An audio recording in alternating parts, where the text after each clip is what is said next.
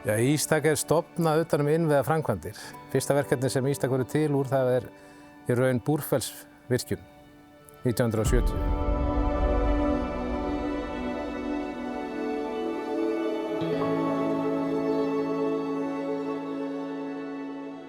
Út frá því Ístak stofnað. Stofnað til að taka að sér uppbyggingu innviða. Og það mikil uppbyggingastarfsemi líka bara fyrirhuguð á landinu á þessum tíma. Mikil þörf fyrir svona fyrirtæki og síðan 1970 hefur fyrirtæki verið svo lánsamt að fá að vinna í bara allflestum stórframkvæmdum á Íslandi og eins hefur það fókusera á verkefni erlendis. Við höfum verið á Grænlandi og hefur verið í Noregi.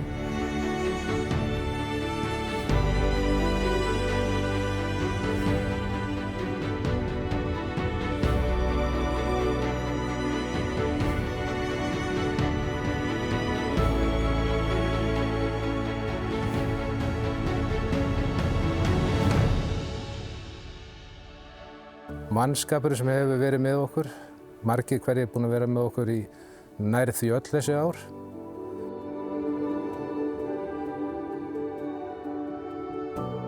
Þetta náttúrulega gríðarleg reynsla og flott fyrir fyrirtæki og bara, maður segja bara bransan í heild sinni að svona reynsla fyrirfinnist á einhverjum stað.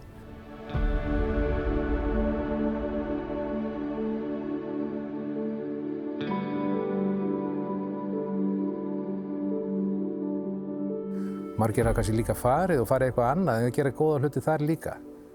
Þannig að allt þetta Ístaks fólk og það gott að eiga Ístaks fólk líka annars heldur bara innan fyrirtækisins. Við finnum bara velvild í garð fyrirtækisins og víða í samfélaginu.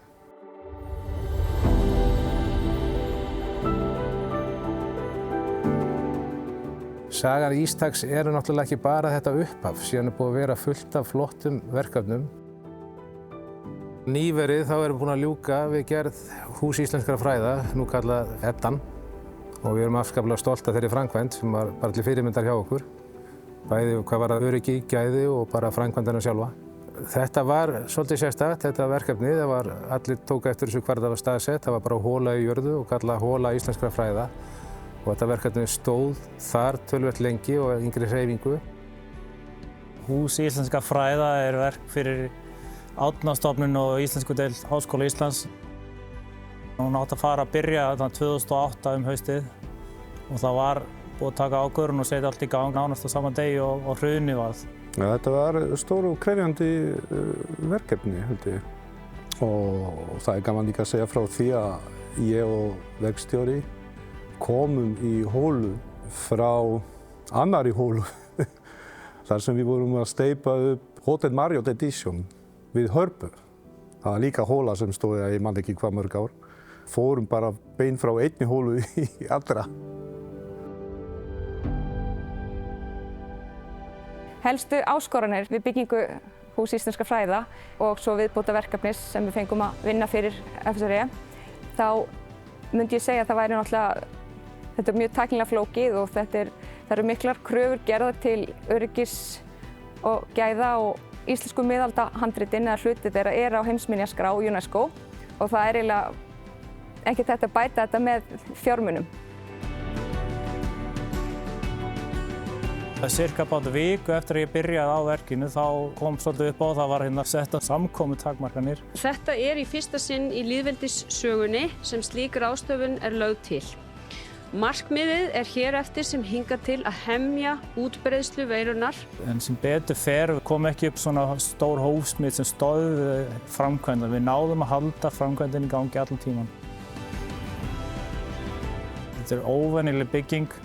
Til dæmis útveggin boga eða svona sporuskila útlínan og það mjög krefjandi því það þarf að nota sérstök steypumót. Fyrsta áskorun var að finna mót og hvernig við steypum svona bóaveggir og reynum að finna bestu lausnir svo við getum notað bara áfram og sjálfsögðu ellipsa ekki ringur þá þurfum við bara að breyta og stilla og gera. Það krefist mikla nákvæmni í mótasmíði uppsteypu. Meira á því þá sjósteypuveggir það þarf aðeins meira vinnu í því bara bassar á steypu glöt og fínt og næs og verkkaupi verður ánægður með okkar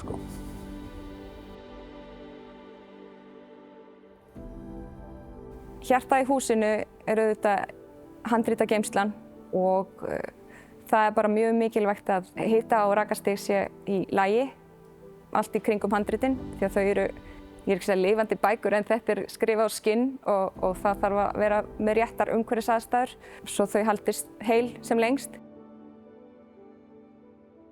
Fyrsta skipti sem ég var að vinna í eitthvað verkefni sem var bara leyndarmál, sko. Staðsetning á hvelfingu, hvar hurð og hvernig og svoleiðis. Það kannski ekki fyndið en þetta var svolítið spes.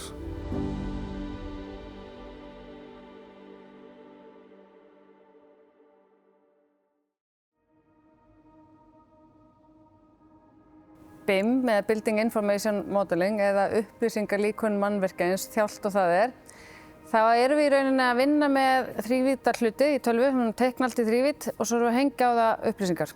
Það svona það sem við gerum í BIM-deildinni. Ávinningurinn getur eiginlega bara komið út í hverju sem Það eiginlega alveg sama hvort það hönnun eða framkvæmd, hvort það fyrir gröf eða hvað. Við getum bara, þetta í raun snýst eiginlega bara að gera upplýsingar stafrænar. Þannig að það að gera BIM-líkan af ykkur, þá ég að gera það sem ég ætla að byggja, þá ég búið það til inn í tölvunni og þá get ég fara að nota það til þess að gera eitthvað annað. Eins og til dæmis ef ég með módel af húsi, þá get ég magntekið hvað margir fermetrar veggjum eða rúmmetrar steypu eða hvað það nú Meiri segja get ég notað þessi líkön til þess að spá fyrir einhverja hegðun eða einhverjar aðstæður. Þannig að ég gæti til dæmis nota módelið til þess að segja mér hvað mikil dagsbirta í þessu hérna rými 21. júlí klukkan 8. BIM, þessi information og modeling, bara gríðarlega mikilvægt sko, til að plana, magntaka, hversu mikið á fermetra á mót, hversu mikið steypu, hversu mikið á gólfefni, hversu mikið á veggklæningaefni og þetta. Þegar módelið tilbúið og gert rétt, þá þú með nákvæmlega upplýsingar allt sem átti að fara í þessa byggingu. Við horfum ennþá á tekníkar, það ennþá nauðsynlegar. En við erum farin að geta nota gögnin svo miklu meira þegar við erum farin að fá þessa þriðju vídd inn. Og meiri segja talað fjórðu víddina og fimmtu víddina sem þá tími og peningur. Og þetta getum við allt svona tvinna saman í þessi líkön. Það eiginlega ekki hægt að tala neitt nema að tala gervigreind. En gervigreind komin inn í fullt af hugbúnað sem við notum. Og fyrir svona deild eins og mína deild að geta bara spurt út í einhverja kóða, fengir eiginlega verið með svona diet version af forritara bara alltaf on the side. Það náttúrulega eitthvað sem bara mjög mikils að vitið.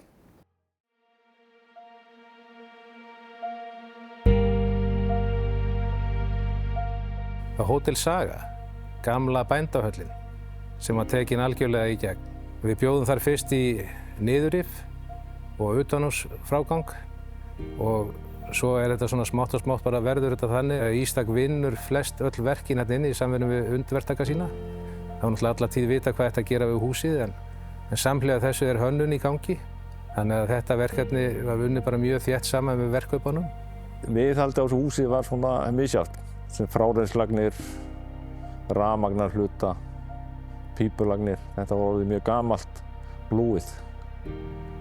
Og þannig að hvort sem hefði orðið verið hann hótel eða hvað sem hefði þurft að gera þá hefði þurft að taka þetta í gegn.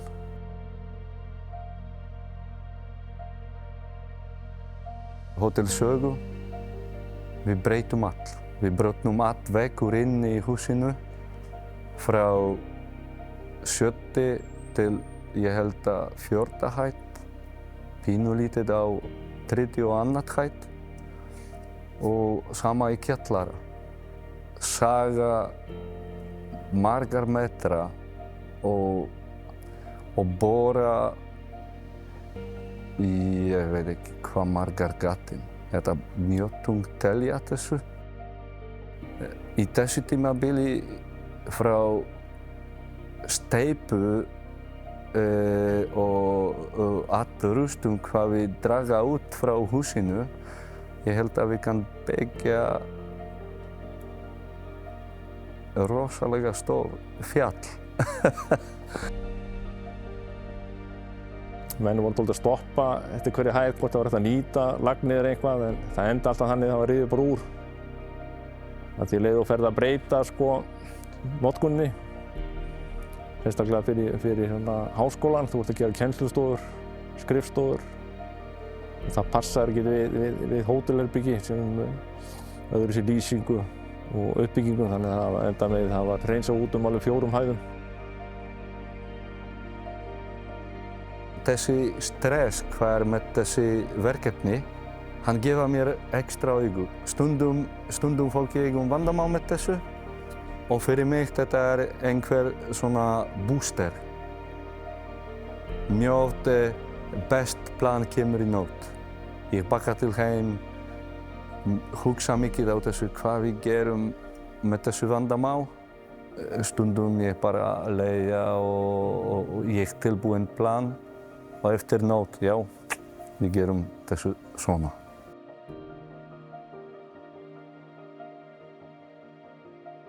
Það kom til okkur verkamaður sem var á liftanum hjá okkur. Kom með það var með þessi silfurskjöldur sem var áletraður hér í Hornsteinn. Og hann fann þennan skjöld út í ruslinu sem var eiginlega fyrir utan hús. Sem betur fer koma með þetta til okkar og þá föttum við hvað það er og svo fórum við að grafa upp gamlar myndir og þá sáum við að þetta hefði verið skjöldurinn fyrir Hornsteini sem var lagður kringum 1960 við hliðina á aðallyftunni. Og hann var raunar tekinn gamli hólkurinn og endurnýttur, þannig að hann er kominn aftur á sinn stað með nýjum upplýsingum. Þannig að það var ágætt, hann fannst.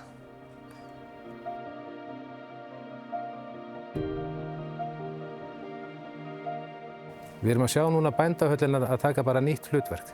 Hún er að breytast úr bændahöll í stúdentahöll og háskólahöll.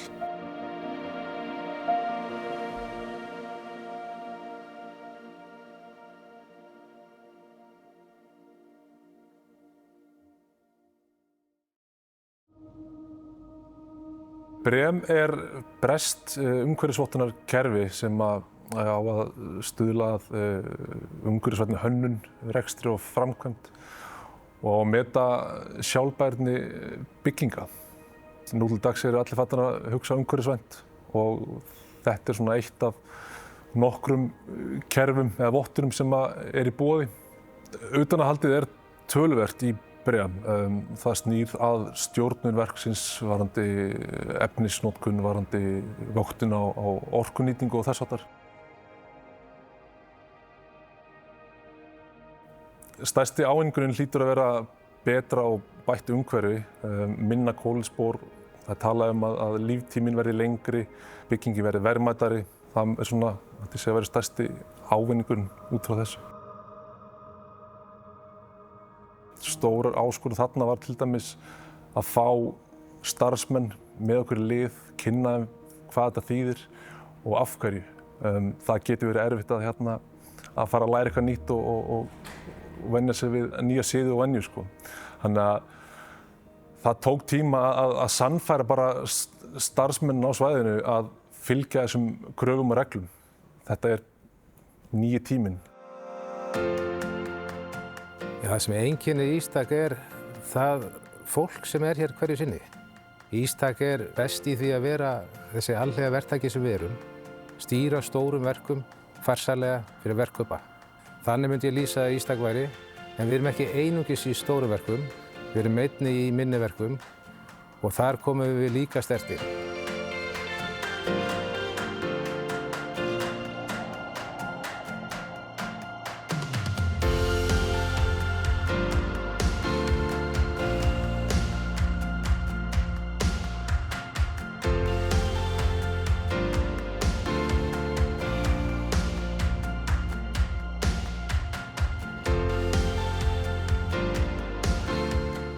En heilt yfir held ég að standa upp úr hvað fólkið okkar bara er virkilega tilbúið til að taka sér verkefni fyrir fyrirtæki og sinni því vel.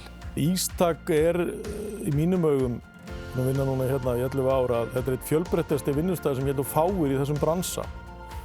Og Ístak hefur mikinn metnað í að skaffa starfsfólkinu sínu umhverfi og áskorunir sem eru við hæfi. Ég byrjaði hjá Ístak 2005 fyrst, þannig að það eru 20 ár febrúar síðastliðinn síðan ég byrjaði. Ég væri ekkert að vinna hérna ef ég væri ekki ánægður.